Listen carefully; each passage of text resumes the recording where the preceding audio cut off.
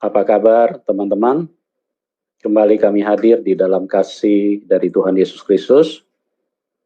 Kami rindu untuk kebenaran firman Tuhan bisa tersampaikan kepada banyak orang agar keselamatan yang sangat penting buat kehidupan manusia bisa menjadi milik banyak orang. Kami tidak ingin selamat sendiri.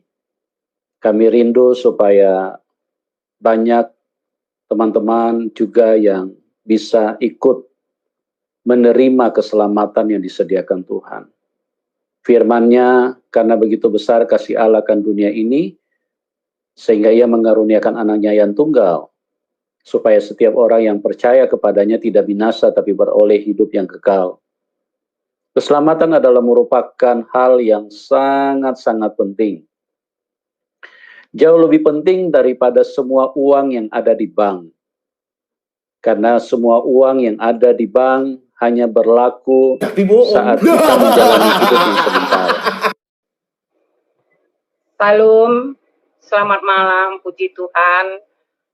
Saya diberi Pak Pendeta Yusuf Anugulu untuk diberikan kesaksian di tempat ini. Saya bersyukur sudah sekian lama saya kepingin bersaksi di YouTube ini, tapi belum bisa dapat. Tapi baru sekarang ini saya bisa bersaksi. Puji Tuhan.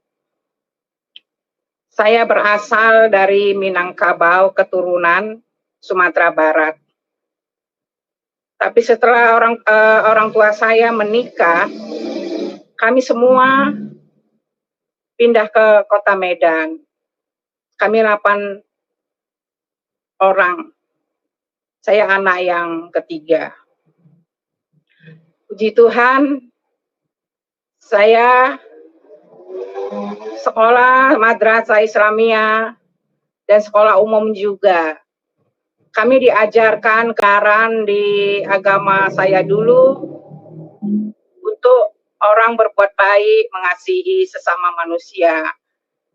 Ustadz saya atau mualim saya itu berbicara tidak pernah menyakiti orang, mengkafir-kafirkan orang.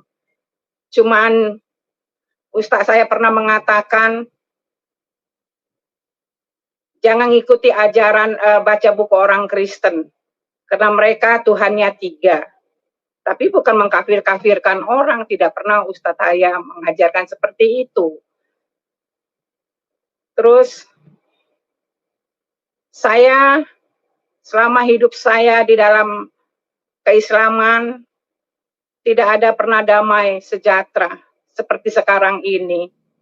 Saya terima Tuhan Yesus itu dari tahun 1987 sampai 1989 saya dibaptis. Begini ceritanya. Waktu saya bekerja di rumah sakit, saya mengenal suami saya yang bernama Hamzah, seorang kadet Sekolah Akademi Pelayaran Surakarta di Surakarta, di Kapal Sindulang. Dia pernah ke rumah sakit dan melihat saya bekerja di rumah sakit bagian gizi. Disitulah kami berpacaran. Waktu itu saya 3 tahun pacaran, akhirnya setelah sekian lama kami surat-suratan, zaman dahulu tidak ada seperti sekarang ini ya. Suami saya kalau kirim surat pakai melalui pos. Saya juga ke kantor Pelni pakai ke pos juga. Setelah 3 tahun lamanya, akhirnya kami menikah. Padahal saya tinggal di Kaan. Saya berpacaran sama suami saya bukan hasil berzina, bukan hasil macam-macam gitu yang tidak berkenan di hadapan Allah Subhanahu wa taala. Ini saya ucapkan masa lalu saya. Tapi sekarang enggak, hanya nama Yesus ya. Jadi begini. Waktu itu abang saya datang dari Medan, semua suami saya juga untuk memberikan surat-surat semua lengkap. Akhirnya kami hanya sederhana menikah. Nikah secara nikah secara yang penting asal bisa menikah. Jadi kalau orang Minangkabau bilang manggil orang sia, sia itu. Orang sia itu yang tidurnya menghadap kiblat. Saudara-saudara saya dari kampung, dari Sumatera Barat. Dari Departemen Agama pada datang. Paling teman-teman suami saya, kaptennya, KKM-nya semua datang untuk menyaksikan hujat kabulnya.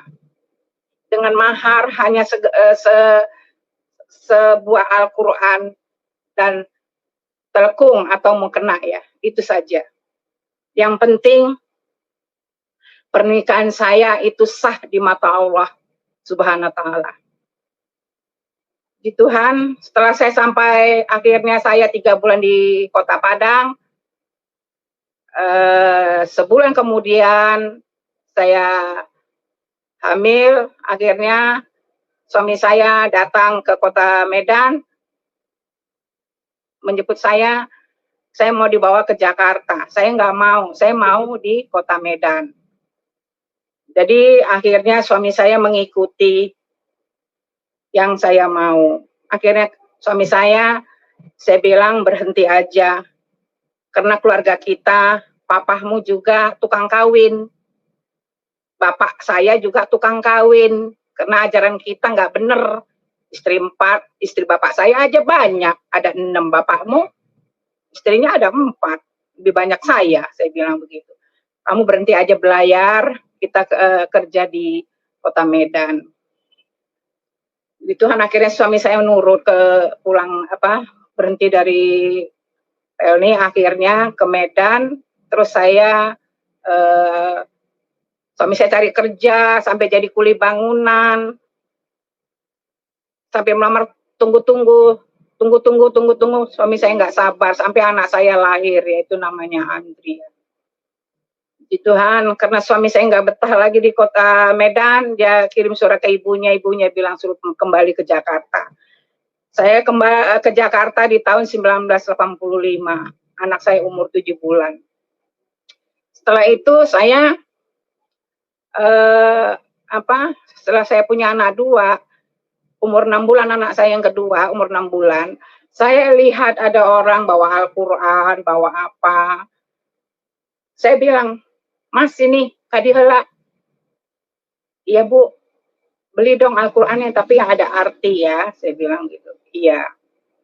Akhirnya saya baca itu Al-Quran, terjemahannya semua. Saya kaget di situ. Saya baca firman Tuhannya, surah Al-Baqarah ayat berapa itu, 159 ya. Yang mengatakan gini, kami telah membunuh Isa Al-Masih. Yang kami bunuh itu bukanlah Isa Al-Masih, yaitu Yahuza.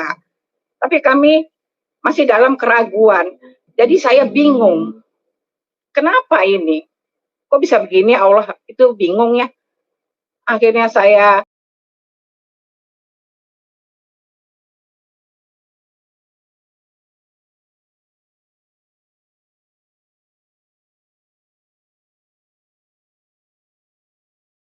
baca lagi firman Tuhan. Saya percaya bahwa Al-Quran itu wahyu Allah tadinya. Terus dibilang di situ Isa Al-Masih itu adalah terkemuka di dunia dan di akhirat. Ya Ali Imran kalau nggak salah, saya lupa. Selama ini saya tidak pernah lagi membuka-buka isi Al-Quran karena sudah sekian lama saya meninggalkan ajaran lama saya. Di keluarga saya masih ada banyak yang masih Muslim. Ada kakak satu saya yang terima. Semenjak kakak saya terima Yesus, akhir anak keponakan saya pun luar biasa dapat orang yang begitu. Ya, orang asing ya, orang Jerman. Puji Tuhan, saya bangga sekali. Kakak saya itu kakak saya sekarang itu udah almarhum kakak ipar saya.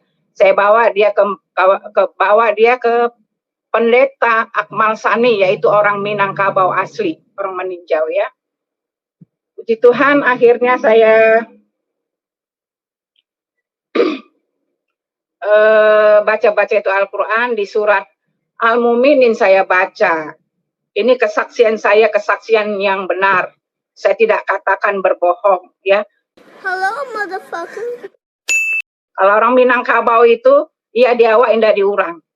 Kita pantang untuk meminta-minta, mengemis-ngemis ya. Saya berdiri sendiri dan hanya menghadap ke Allah. Al-qiyamu binafsihi. Allah itu berdiri dengan sendirinya. Jadi hanya saya mengandalkan Allah Subhanahu wa taala itu saja dulu ya. Terus saya lihat di surah Al-Mu'minin 23 ayat 5, 1 sampai 5. Pertama, beriman kepada Allah, kedua sembahyang, puasa, zakat. Yang kelima saya bingung. Daripada mengumbar kemaluanmu kecuali terhadap istri-istrimu, di hadapanku tidak tercela.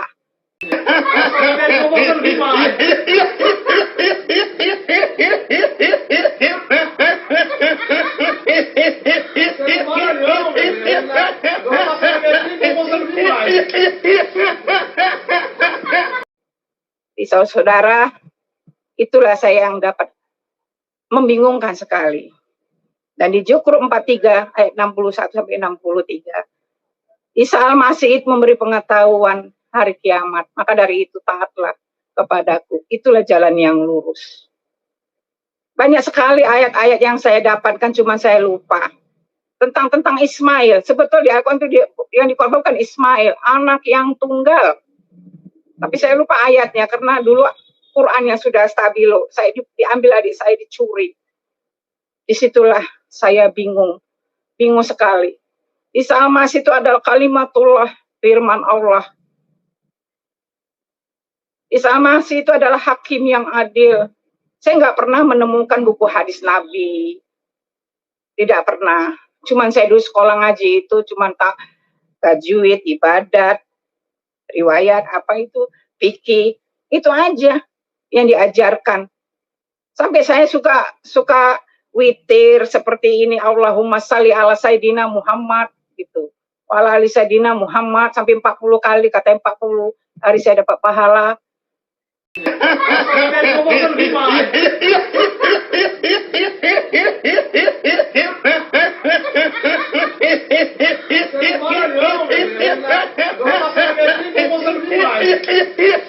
Itulah. Saya semua witir apapun sembahyang saya tidak pernah tinggalkan waktu itu. Jadi saya bingung.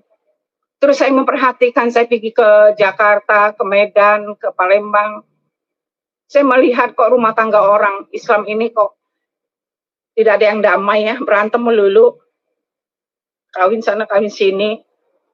Terus saya lihat di Al-Quran. Al-Quran mengatakan istri boleh 4. Ya Allah, apakah begitu Allah yang adil? Saya bilang gitu. Itulah saya mencari. Akhirnya saya